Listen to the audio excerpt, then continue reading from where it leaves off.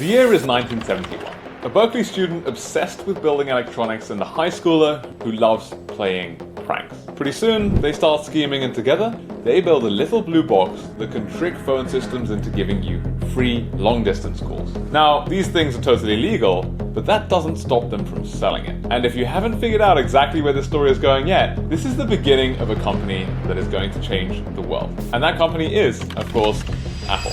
Steve Jobs even admitted many years later, if it hadn't been for those blue boxes, there would have been no Apple. And it's not because those blue boxes were themselves a whopping success. They sold a couple of $1,000s worth of them and almost got caught by the police. Steve Jobs said that it was the fact that two teenagers could build this box for about $100 worth of parts and control hundreds of billions of dollars worth of infrastructure in the entire telephone network in the world. They didn't need permission, or a grade from a teacher, or a boss to pay them. They were just curious. They came up with an idea and they brought it to life. While most teenagers were spending their weekends relaxing and unwinding, these guys got busy.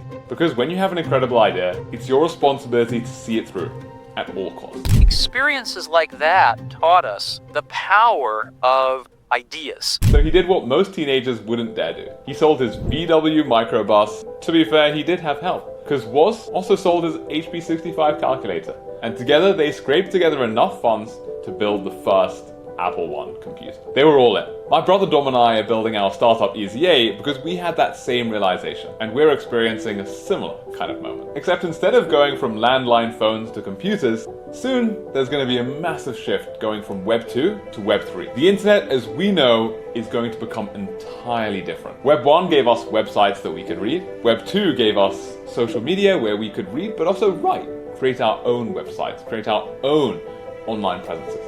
But Web 3 is what's going to give us ownership. It's what's going to give us control. Decentralized ownership where creators actually own their own content, where financial systems operate without the need for centralized banks. And it sounds like science fiction, but it's happening right now, and somebody's going to build it. The question is, who?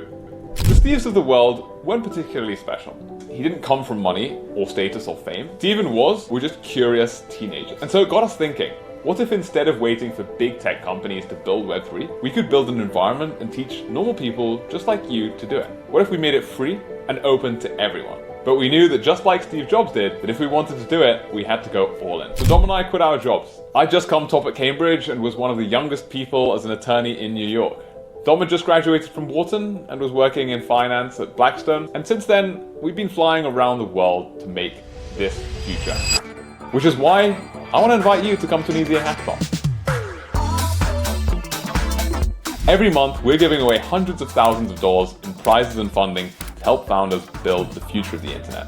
We've partnered with over 350 of the world's best universities, from Harvard to Stanford to Yale, Cambridge, of course, my alma mater. And every partner that we work with, every blockchain, every big company, they want to meet builders just like you. And it's not just about the money.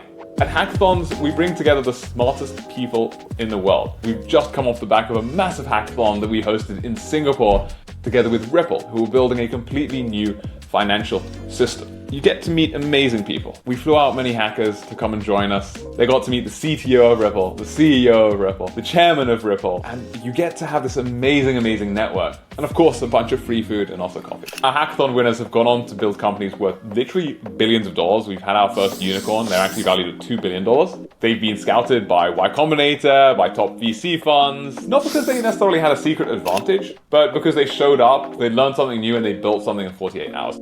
If you're afraid that you don't know anything about blockchain or building the future of the internet, these are all big concepts. That's why we've created the EZA app. Think of it like the Duolingo for blockchain. It's completely free, you get to learn at your own pace. Because here's what Dom and I've learned. When you make education accessible, when you make it open, and you put smart people in the same room, you challenge them with a competition, amazing things happen. People surprise even themselves with what they can create. We've hosted hackathons literally all over the world, and every single time I meet somebody who shows up literally knowing nothing about Web3, nothing about even coding sometimes, and leaves with a like, oh my god, this could actually change everything kind of idea. Because the stuff that's being built in Web3 right now, it's going to totally reshape how we think about ownership, about money, community, even democracy. It's literally the next evolution of the internet itself. And unlike 50 years ago, you don't have to figure it out all alone in a garage. You can learn the fundamentals in the EZA app, show up to one of our hackathons, and walk away with tens of thousands of dollars to build your startup. But I keep on thinking about Jobs and Wozniak building that Apple computer.